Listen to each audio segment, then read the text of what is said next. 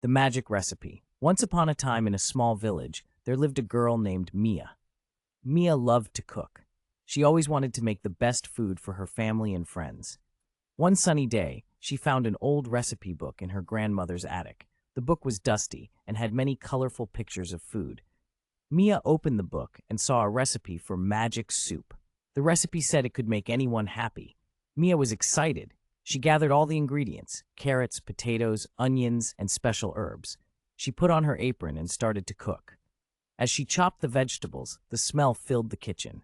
Mia added water and the herbs. She stirred the soup and waited. Soon, her little brother Tom came in. "What are you making?" he asked with wide eyes.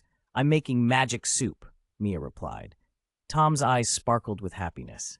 "Can I help?" he asked. Mia smiled and let him add the salt.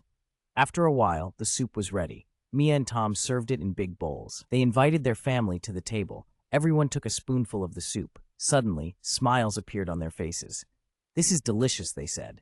Mia felt proud. The magic soup brought joy to her family. From that day on, Mia cooked the soup every Sunday. It became a tradition. Mia learned that food could bring people together and create happiness. And so, the magic of the soup lived on in their hearts.